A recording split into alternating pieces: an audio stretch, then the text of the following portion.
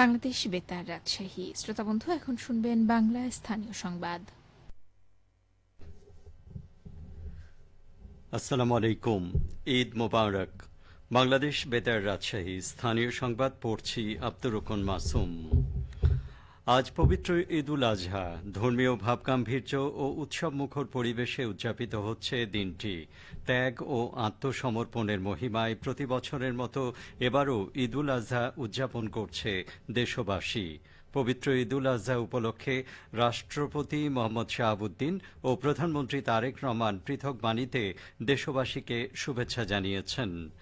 ঈদ উল আজহা উপলক্ষে সরকারি, আধা সরকারি ও স্বায়ত্তশাসিত প্রতিষ্ঠানের ভবনগুলোতে আলোকসজ্জা করা হয়েছে।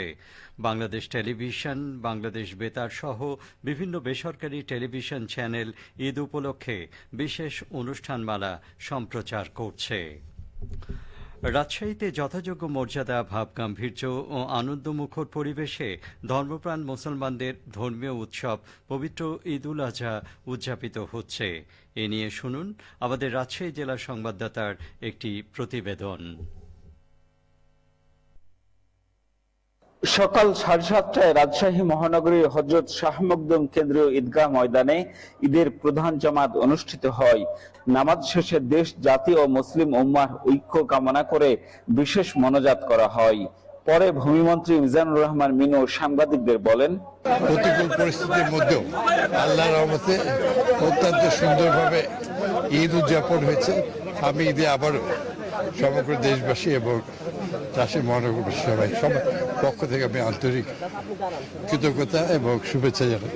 একটি গণতান্ত্রিক স্বাধীন বাংলাদেশ আল্লাহ যেন চিরস্থায়ী যেন টিকে রাখে, সমস্ত বহিঃশত্রুর হাত থেকে বাংলাদেশকে যেন আল্লাহ হেফাজত করে, এটাই আমাদের সবার প্রত্যাশা। শান্তিপূর্ণ পরিবেশে ঈদ উদযাপন করায় রাজশাহী সিটি কর্পোরেশনের প্রশাসক মাহফুজুর রহমান রিটন নগরবাসীকে শুভেচ্ছা জানান। ঈদ মোবারক। আপনারা ইতিমধ্যে জানেন যে আলহামদুলিল্লাহ দীর্ঘদিন পরে হলেও আমরা দুইটি ঈদ এই ঈদগাহ ময়দানে আমরা আবহাওয়া অনুকূলে না থাকার কারণে আমরা জামাত আদায় করতে পারিনি। আল্লাহ রাব্বিল আলামিনের কাছে প্রথমে আমরা শুকরিয়া আদায় করি যে রাজশাহী মহানগরবাসী সকলে আমরা আজকে জামাতে একত্রিত ঈদগাহে আবহাওয়া সুন্দর থাকার জন্য আমরা পেরেছি। ঈদ উপলক্ষে নগরীর আইন শৃঙ্খলা পরিস্থিতি স্বাভাবিক রাখতে পুলিশি নিরাপত্তা জোরদার করা হয়েছে বলে জানিয়েছেন আরএমপি কমিশনার মোহাম্মদ ফয়েজুল কবির। আমি প্রথমেই রাজশাহী মহানগরবাসীকে পবিত্র ঈদ উল আজহা উপলক্ষে শুভেচ্ছা জানাই। ঈদ মোবারক। আমরা সর্বাত্মক চেষ্টা করেছি যে শান্তিপূর্ণভাবে যাতে কুরবানি ঈদরা পালন করতে পারে। ইনশাল্লাহ এই শান্তিপূর্ণ নগরবাসীর অবস্থান অব্যাহত থাকবে, আমরা সেই প্রচেষ্টা অব্যাহত রাখবো। এদিকে ঈদ উপলক্ষে সরকারি হাসপাতাল, কারাগার ও এতিমখানায় উন্নত মানের খাবার পরিবেশন করা হয়। জিয়াউল গনি সেলিম, বাংলাদেশ বেতার, রাজশাহী। প্রতিবেদনটি শুনছিলেন। নওগাঁয় উৎসবমুখর পরিবেশে অনুষ্ঠিত হচ্ছে পবিত্র ঈদ উল আজহা। সকাল 8টায় জেলার ঐতিহ্যবাহী নওজোয়ান ঈদগাহ মাঠে ঈদের প্রধান জামাত অনুষ্ঠিত হয়। নামাজ শেষে দেশ, জাতি ও সমগ্র মুসলিম উম্মার শান্তি, সুখ ও সমৃদ্ধি কামনা করে বিশেষ মোনাজাত করা হয়। একই সঙ্গে বিশ্বের নির্যাতিত মুসলমানদের জন্য দোয়া করা হয়। এদিকে নাটোরে ঈদ উল আজহার প্রধান জামাত সকাল 6:45টায় কেন্দ্রীয় ঈদগাহ ময়দানে অনুষ্ঠিত হয়েছে। একই স্থানে সকাল 7:45টায় দ্বিতীয় জামাত অনুষ্ঠিত হয়। জেলায় মোট 836টি ঈদগাহ মাঠে ঈদের নামাজ অনুষ্ঠিত হয়েছে। সিরাজগঞ্জ কেন্দ্রীয় খান সাহেবের ঈদগাহে ঈদ উল আজহার নামাজ অনুষ্ঠিত হয়েছে। সকাল 7:30টায় প্রথম জামাত অনুষ্ঠিত হয়, দ্বিতীয় জামাত অনুষ্ঠিত হয় সকাল 8:30টায়। বগুড়ায় পবিত্র ঈদ উল আজহার প্রধান জামাত সকাল 8টায় অনুষ্ঠিত হয় শহরের সূত্রাপুর কেন্দ্রীয় ঈদগাহ মাঠে।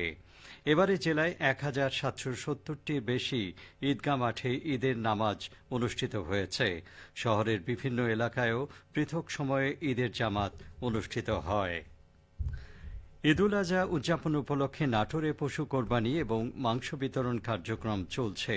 ঈদের নামাজ শেষে সকালে ধর্মপ্রাণ মুসল্লিবৃন্দ পশু কোরবানি করেন। মাংস তৈরির কার্যক্রম এখন প্রায় শেষের পথে। আগাম মাংস তৈরি করতে সক্ষম ব্যক্তিরা হতদরিদ্র ব্যক্তিদের মাঝে মাংস বিতরণ করছেন। যুগপৎভাবে চলছে কাঁচা চামড়া কেনাবেচার কার্যক্রম। জেলা প্রাণী সম্পদ বিভাগ জানিয়েছে, এবারের ঈদুল আজহায় নাটোর জেলায় 2,74,000 পশু কোরবানি হবে বলে আশা করা হচ্ছে। বগুড়া শহরে যানজট নিরসন ও ড্রেনেজ ব্যবস্থার উন্নয়নে নেকটার থেকে সাতমাথা পর্যন্ত সড়ক উন্নয়ন কাজ শুরু হয়েছে। প্রায় 26 কোটি 60 লাখ টাকা ব্যয়ে 3 কিলোমিটার সড়ক ও ড্রেন নির্মাণ করা হবে। গতকাল শহরের সাতমাথা এলাকায় ফলক উন্মোচনের মাধ্যমে কাজের উদ্বোধন করেন বগুড়া 6 সদর আসনের সংসদ সদস্য রেজাউল করিম বাদশা এবং বগুড়া সিটি কর্পোরেশনের প্রশাসক এম.আর. ইসলাম স্বাধীন। সংশ্লিষ্ট সূত্রে জানা গেছে, প্রকল্পের আওতায় নেকটার থেকে সাতমাথা পর্যন্ত 3 কিলোমিটার আরসিসি ও বিটুমিনাস কার্পেটিং সড়ক নির্মাণ করা হবে। একই সাথে আধুনিক আরসিসি ড্রেনও নির্মাণ করা হবে। সবশেষে আবহাওয়া। আজ দুপুর 2টায় রাজশাহীতে তাপমাত্রা ছিল 32.8 ডিগ্রি সেলসিয়াস। সেই সময় বাতাসে আপেক্ষিক আর্দ্রতার পরিমাণ ছিল 75%। রাজশাহী ও পার্শ্ববর্তী এলাকায় আজ সূর্যাস্ত সন্ধে 6টা 47 মিনিটে।